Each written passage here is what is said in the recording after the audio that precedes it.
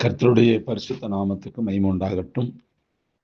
ஆண்டவரும் உலக இரட்சகருமாக இயேசு கிறிஸ்துவின் இணையற்ற இன்ப நாமத்தில் உங்கள் யாவரையும் அன்புடன் வாழ்த்துகிறேன்.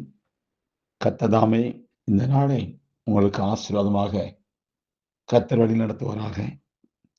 பிரியமானவர்களே, இந்த நாளிலும் தியானத்திற்கு எடுத்துக்கொண்ட பரிசுத்த வேதாகமத்தினுடைய பகுதி 2 ராஜாக்களின் புஸ்தகம் 6வது அதிகாரம் வசனம் 15வது வசனம்.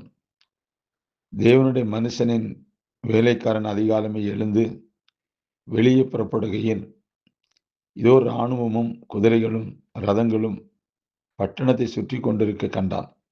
அப்பொழுது வேலைக்காரன் அவனை நோக்கி, ஐயோ என் ஆண்டவனே, என்ன செய்வோம் என்றான். ஐயோ என் ஆண்டவனே, என்ன செய்வோம் என்றான். பிரியமானவர்களே, ஒரு தேவ ஊழியரின் குடும்பம் பலவித பிரச்சனைகளை சந்திக்க நேர்ந்தது.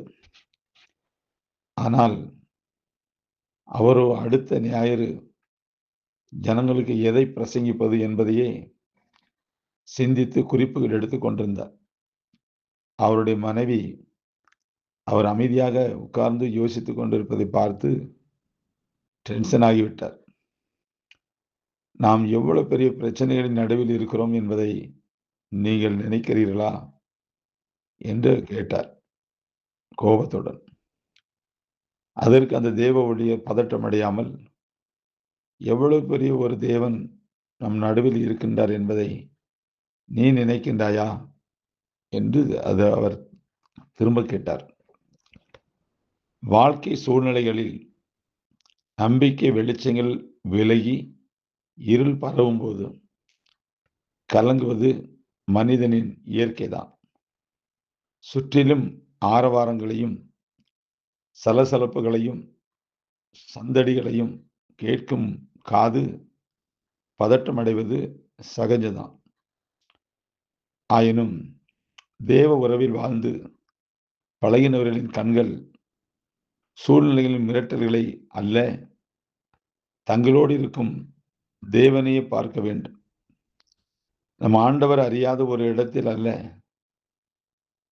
நமக்கு என்ன நிகழ்ந்து கொண்டிருக்கிறது என்பதை எங்கிருந்தும் பார்த்து கொண்டிருக்கின்ற தேவ சமூகத்தில் நாம் இருக்கின்றோம். எலிசாவின் வேலைக்காரன் கண்கள் சீரிய இராணுவத்தை கண்டது. பரவி நின்ற ரதங்களையும் அங்குமிங்கும் கூடி நிற்கின்ற குதிரைகளையும் கண்டது. ஐயோ, என்ன செய்வோம் என்று அலறினான்.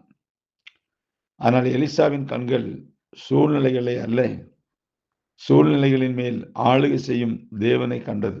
எனவே அவர்களோடு இருப்பவர்களை பார்க்கிலும் நம்மோடு இருக்கின்றவர்கள் அதிகம் என்றார். நமக்கு எதிராக சில பிரச்சனைகள் வரும்போது அவை மலைகள் போல நமக்கு தோன்றலாம். ஏன் இப்படி நிகழ்கின்றது என்று நாம் கலங்கி, அதே சூழ்நிலையில கலங்கி வாடி வதங்கி போக நேரிடலாம். நமக்கு எதனை எந்த சூழ்நிலையில் எப்படி செய்ய வேண்டும் என்பதை தேவன் அறிவார்.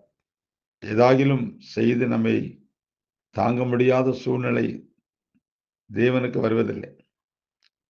ஆனால் தேவன் நம்மோடு இருந்தால், நம்முடைய பார்வை அவர் மேல் இருந்தால், எதுவுமே கடக்க முடிந்தவைகளே அவர் எந்த சூழ்நிலைகளுக்கும் போதுமானவர்.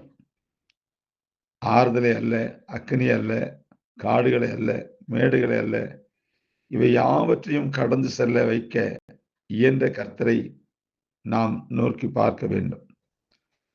அன்பார்ந்தவர்களே, சூழ்நிலைகளை பார்த்து கதறுவதோ பதறுவதோ அது சரியல்ல. அதை மாற்றும் நம்முடைய பெரிய தேவனை நாம் நோக்கி பார்க்க வேண்டும். அலைகளை கண்டு அஞ்சி நிற்பவன் ஆழங்களின் அருண் செல்வங்களை காண இயலாது. அலைகளை கண்டு அஞ்சி நிற்பவன் கடலின் ஆழங்களின் செல்வங்களை காண இயலாது.